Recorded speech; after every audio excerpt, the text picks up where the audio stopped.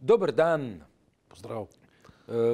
Včeraj je bil slavnostni dan, ne, po ene 4, 5, 3 poskusih je parlament sprejel sklep o postavi fiskalnega sveta. Fiskalni svet kot organ, ki bdi nad proračunsko porabo, neka svetovalna inštitucija, ki pa ima dve hecni lastnosti. Prvič je ta, da ta fiskalni svet od Republike Slovenije zahtevajo bruseljske oblasti, pa ga do zdaj nismo imeli. Druga zanimiva lastnost je, da ima ta svetovalni organ možnost biti izvoljen zgolj v primeru, da se 2/3 vseh poslancev strinjata s postavo tega telesa, kar pomeni, da je potrebno za imenovanje fiskalnega sveta imeti tako večino kot za spremembo oziroma sprejetje ustave. In pa še ena inštitucija v državi obstaja, ki tolikšno podporo potrebuje, to je varuhinja človekovih pravic. Potem se pa zgodi vezana trgovina, ki je pa v politiki do neke mere imanentna, včasih pa dobi groteskne dimenzije. In mislim, da smo zdajle v neki fazi, ko vezana trgovina prav zaradi fiskalnega sveta in potrebe, da bi fiskalni svet postavili z 2/3 večino, dobi politika groteskne dimenzije. Pa vezana trgovina. Ja, veliko se je te dni govorilo o vezani trgovini, predvsem v kombinaciji z izvolitvijo ustavnih sodnikov, oziroma z novih ustavnih sodnikov. Ja, mislim, da ustavno sodišče, štirje ljudje so na kandidatni listi, v teh urah bo se tudi o tem glasovalo. Glede na to, da ni razloga za dvom, da je do vezane trgovine prišlo, lahko sklepava tudi, da bodo ustavni sodniki izvoljeni. Kar je hecen, je to, da je postava ustavnega sodišča odvisno od tega, ali svetovalni organ, ki ga zahteva pa Evropska unija, torej Bruselj, dobi 2/3 večino. Ja, mislim, te primerjave nekako niso ustrezne, ker tako kateri rad rečeš, v primeru fiskalnega sveta gre za estetske sodbe, ne za kaj zavezujočega. Ja, a je to lepo ali ni lepo, Mislim, na lep način trošimo državni Ustavno sodišče gre pa za zelo pomembno materijo. Ja, gre za oblastni organ, Tako ne. Ja, spor je potekal pravzaprav izključno v tem, da je v tem primeru izsiljevalsko pozicijo imela v interpretacijah vezane trgovine spet SDS, Janša, ki je za vsako ceno hotela v ustavnem sodišču videti Jakliča, Klemena Jakliča. Ja. Medtem ko je v bistvu tisti, ki so oponirali temu predlogu, zagovarjali stališče, da je strokovno zelo sposoben, 2-kratni doktor, pa na Harvardu se giblje, ampak da je osebnostno problematičen. Češ, da je v bistvu v času demonstracij Janševih vernikov pred sodiščem v bistvu podpiral rušenje sodišč oziroma sodnega sistema. Rušenje v dalo v narekovaje. Ja, rušenje pač v smislu izjav, da gre za kontinuiteto s komunističnim režimom. Pojavljali so se na tweetih bojda izjave,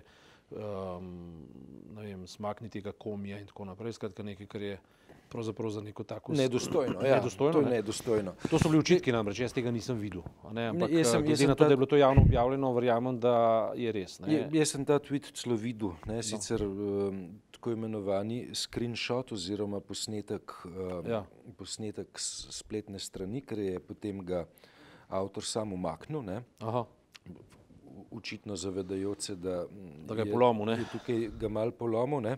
Zdaj, hec pri tem ustavnem sodišču, ali pa nekaj resnega, je to, da v Republiki Sloveniji, ko si star 18 let, se lahko poteguješ za katerokoli funkcijo, razen za funkcijo ustavnega sodnika.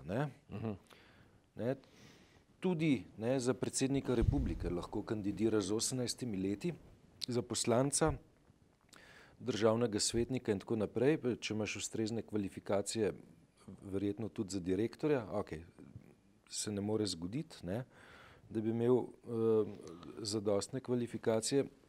Edino, ne, pri Ustavnem sodišču je izrecno zapisano, da mora biti 40 let. Zdaj ta norma, ne, 40 let, je, bi jaz tako rekel, ne, zapisana zaradi tega, ker predpostavlja absolutno osebnostno zrelost. Ja, neko modrost in zrelost, ja. Bi jaz zase, ne, če govorim o sebi, rekel, da pri 50 plus še nisem lih osebnostno najbolj zrel, ne, pa mi na kraj pameti ne bi padlo, da bi se za funkcijo, ki predpostavlja osebnostno zrelost, popolno, ne, potegoval, sploh če gre za oblastno funkcijo. Tako da je tako, ne, tukaj dejansko je težava, ne, da imamo na eni strani osebnost z prepričljivo bibliografijo,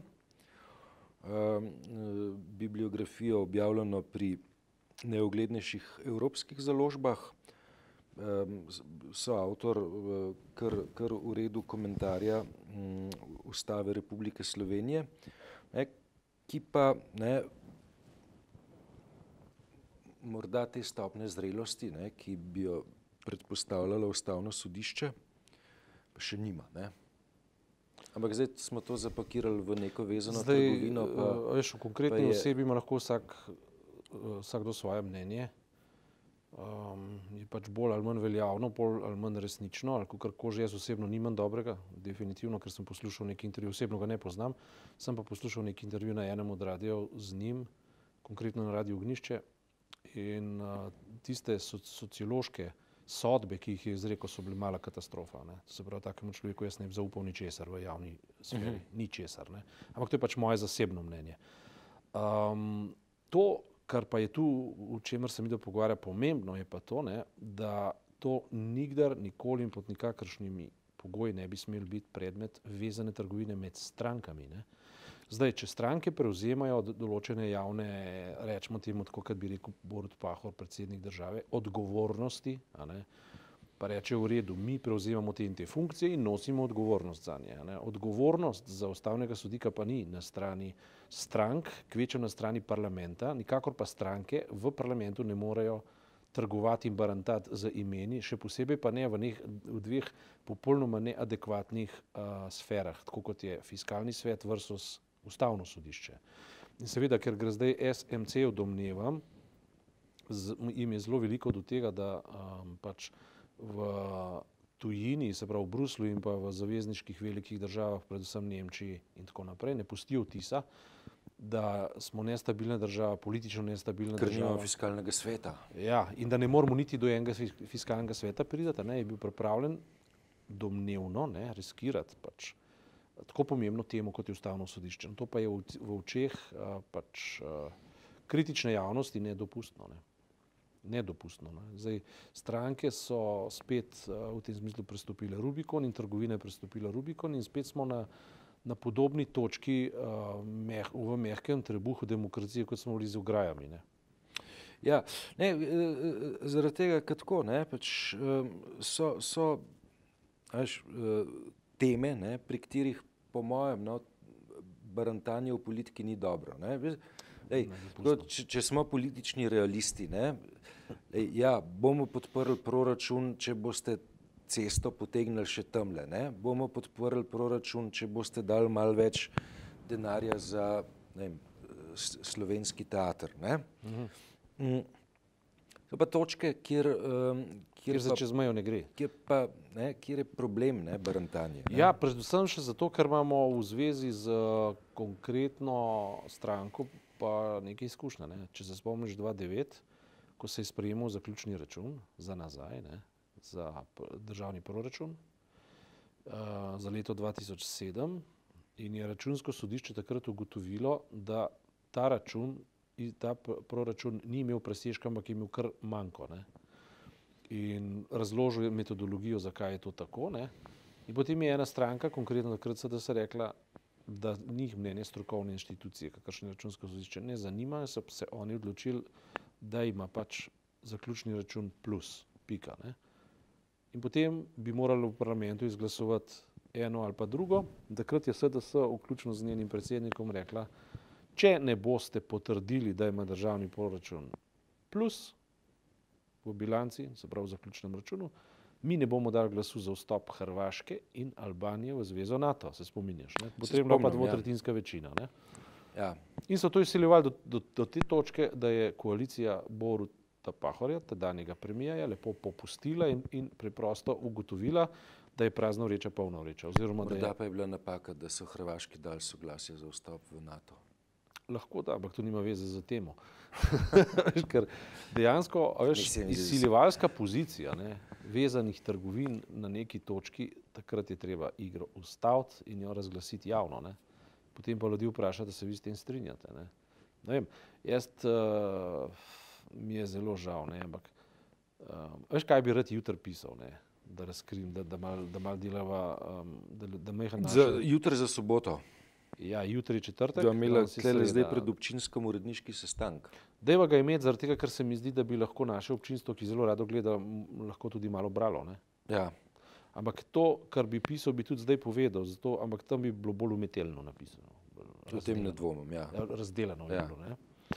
Ampak dejansko me je pretreslo tako, ne premočno, ampak tako, na en tak pozitiven način, ne, letos, ko sem gledal, ne vem zakaj ravno letos, ne, se vsako leto to naredil, ko sem gledal neko merjenje, v kateri državi so ljudje najbolj srečni. Ne. Da. So letos ugotovili, da na Norveškem. Zaradi nafte. Ne vem, če zaradi nafte. Zakaj pa? Če imaš toliko nafte... Bila je Danska, ker nima nafte lani. Seveda si srečen. Bila je Danska. Nafta ni pogoj za srečo. Ugotovili so, da ne. Ugotovili so, da sicer je dober standard pomemben, ja. Da šteje, se pravi dober standard, da ljudje imajo službe, da se lahko konec koncev prvožijo normalno kupiti avto in stanovanje in te stvari, govorimo v nekem življenjskem obdobju ali pa v življenjskih obdobjih. Vse to, da ja, ne, ampak da so pa ljudje zadovoljni in srečni v tej državi zato, ker jim daje občutek stabilnosti, trajnosti in da lahko celo načrtujejo svojo prihodnost. Izredno pomemben podatek.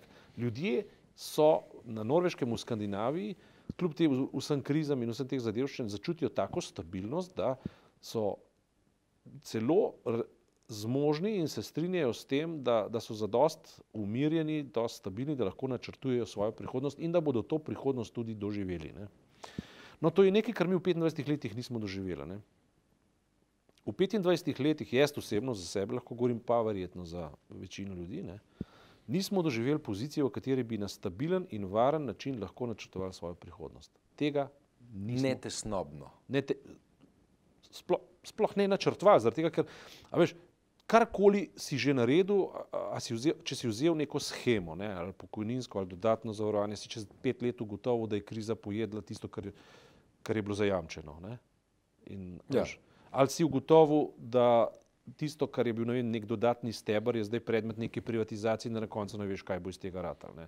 Ali si ugotovil, da tiste dobrine, ki so bile predpostavljene kot samoumevne še iz časa 80-ih, z konca 80-ih let in so, ne vem, kot javno zdravstvo, šolstvo in tako naprej, so bile samoumevne, naenkrat niso več samoumevne. Mi smo zdaj v obdobju nove prvotne akumulacije in rušenja javnega dobrega na področju zdravstva, na področju šolstva.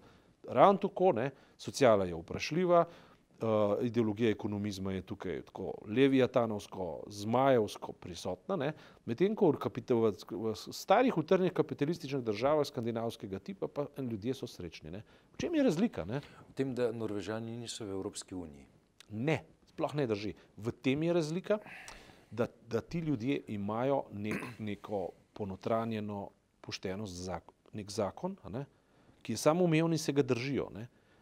Ni vezanih trgovin za hrbtom ljudi, ampak so transparentni odnosi v politiki, v družbi, v gospodarstvu in ljudje to vidijo, ljudje temu verjamejo. Mi ne verjamemo ničemur več. Ne? To veš, da je 500 let od tega. Od česa? 500 let je TES, Ne? Ja, protestantska etika, to vse drži. Letos je 500 let teh Ampak tez. mi smo se dičili z Slovenijo kot deželo, lepo podalpsko deželico, Slovencev poštenih, delovnih in marljivih rok, ki ne laže, ne krade, in ne počne grdih stvari. Ne? In imamo celo, ne vem, religiozne institucije, ki so ljudem privzgojile marljivost, poštenje in tako naprej. Ne? In so nam te institucije postale merska enota za krajo in imamo politike, ki so postali naslednja merska enota za krajo in tako naprej. Skratka, ne? Hočem povedati to, ne? Da bi pod črto povedano mi morali dejansko biti še kako občutljivi na kakršnokoli obliko vezane trgovine v javnih zadevah. Ne? Ker vezane trgovine so pravzaprav nekaj, kar nam je postalo samoumevno, ampak so pa v bistvu oblika plenjenja javnega dobrega v vseh ozirih. Ne? Veš, tudi to, kar so se mi zadnjič pogovarjali, tisto, kar se je na Zdravniški zbornici pogovarjali, to bo imeli nadaljevanje, jaz sem prepričan. Ta trenutek ga ne moramo določiti, ampak bo imeli pa v širši debati o privatizaciji zdravstva, sem skoraj prepričan. Seveda, ne, so zastavki preveliki, ne, in bova tele zastavke spremljala in jih definitivno jih bo treba spremljati, ampak veš, utrjevati zdaj tle mediji kljub vsemu imajo in mi, ki to v njih delamo, imamo na nek način dosti veliko vlogo, ne, zaradi tega, ker ljudje vedno pravzaprav tudi lahko sami pred sabo upravičijo, da se je nekaj zgodilo, češ nismo bili pravilno obveščeni. Ne. A veš, in ta del naloge mi že lahko upravimo, da posvetimo z lampo pa rečemo, tole se dogaja, mislimo, da je to, da argumenti grejo v to smer in tako naprej. Ljudje se itak sami na koncu odločijo, ampak jaz mislim, da ta debata ne sme izostati, prvič, drugič pa debata o debati ne sme izostati, ne? Ker debata o debati pa pomeni, mi se moramo pogovarjati tudi o metodi izrekanja, ker če mi samo pretakamo informacije levo in desno, jih pa ne kvalificiramo pač v tem smislu, kaj je prav pa kaj je narobe, pa koncev, kakšni so pa razkoraki med tem, kar neka ustava nalaga in tem, kar v bistvu politika ali pa ljudje ravnajo ob tem, ne? Ali pa recimo debata o tem, da imamo neko zakonodajo, ki je postavljena tako, da ljudje iščejo luknje v njih, namesto da bi iskali, kaj ta zakonodaja hoče povedati, kaj hoče zagotavljati. Ne? To so temeljne, bom rekel, resnice, ki jih ni mogoče zakonsko stisniti ali pa narediti nek smuti v parlamentu in ljudem dati v obliki ali pa dvodecilitrska ali pa pollitrskega napitka. Ne? To preprosto je treba dati v javno debato, o tem je treba organizirati take in drugačne debate, da ne rečem javne debate, da ne bom spet začel kritizirati nacionalne televizije, ki na tem področju naredi popolnoma ničesar, je sama poosebljena vezana trgovina. Ne? Ampak to debato je treba odpreti in k temu so zavezani tisti mediji, bi morali biti toliko bolj, ker so iz javnega davkoplačevalskega državljana plačani, tisti, ki so na trgu, trdim, da imajo to isto moralno obveznost, ampak njihov položaj za sporočanje teh vsebin je mnogo težji, ne? Ker je treba to delati iz presežkov tega, kar so ti mediji na trgu ustvarili. Ne? Samo to so prave debate in to me je ta teden stresal, ker sem gledal pač razprave o tem, kako evropski sever, ne, v smislu protestantski sever, neverjetno odstopa od katoliške, če vzamemo zdaj Poljska je merska enota za polno politično nekorektnost in zanimivo je to, da ravno Poljska je v bistvu največji zaveznik bila Anglije v njeni kritiki Evrope in bo zdaj najbolj, kako ne rečem, občutila posledice Brexita. To bo Poljska. Ko bo Velika Britanija vrnila... Velika Britanija ne bo več plačevala tistih, ker je neto plačnica, pa neto prejemalka. Plus vrnila nekaj 100,000 Poljakov, ne, v najslabšem primeru. Ne. Tudi to je možno, ja. Tudi to je možno, ne, ampak glede na to, da je Poljska v bistvu tako zadrta glede sprejemanja beguncev, bi se mogoče iz tega lahko potem kaj naučili. Čez 2-3 dni imava Evropski vrh v Rimu, ja. O čemer bo naslednji teden govorila. Ja. Če se pa te Lego kocke podrejo, pa že prej. Ne, do takrat se ne bodo podrle, ampak mislim, da bodo tako Saša Vidmajer danes napisala v Delu, priporočam v branju, v komentarju, ne, da v bistvu bo pa to, bom rekel, debata z Šilcem Pelina. Ne. Se pravi, ne bo nekega velikega proslavljanja, ampak bo bolj ugotavljanje, da ta Evropska unija je potrebna, da jo vsi hočemo, da jo vsi moramo imeti, ne, potem bodo seveda tudi sporočili Angležem, oziroma vsem drugim, ne Angležem, da se Brexit in kakršenkoli izhod iz Evrope ne splača, zaradi tega, ker te zelo veliko stane, ker zdaj so si izračunali, da bo Anglijo izstop samo kot akt izstopa stal najmanj 60 milijard evrov. To je ogromno denarja. Ja, ampak to so Nemci izračunali. Ne, ne vem, če so to Nemci izračunali. To je zdaj že, mislim, dobro, v Frankfurter Allgemeine je to objavljeno, ampak zdaj bo že na Danskem objavljeno, RT je to objavljalo, v Rusiji to objavljajo. Skratka, gre za nek dokument Evropske unije, ki očitno lik curlja, ki te resnice sporoča v javnost. Ampak po eni strani je to v redu, ampak po drugi strani pa ni v redu metoda to, da ljudi prisiliš v neko sobivanje, zato ker se jim ne splača ne biti v takem sobivanju. To ni ravno kulturni vložek, v neko enotno radost. Slovenci imamo tukaj rešeno dilemo, ker mi enostavno ne preživimo brez okvira in ta okvir je za nas vedno dober. Ja. Tista ideologija, ki bi nas ogrožala, je pa že praktično dosegla svoje, niti več ne vidimo. In to ni ideologija Evropske unije, ampak je ideologija ekonomizma in samoumevnosti tega, da nam nekdo diktira tempo in pa višino, ne vem, obresti, davčnih stopenj, vrednosti denarja, ampak mi itak od tega, kakorkoli obrneš, profitiramo. Toliko za danes. A kar prekinil si, prav. Ja. Drugič naprej.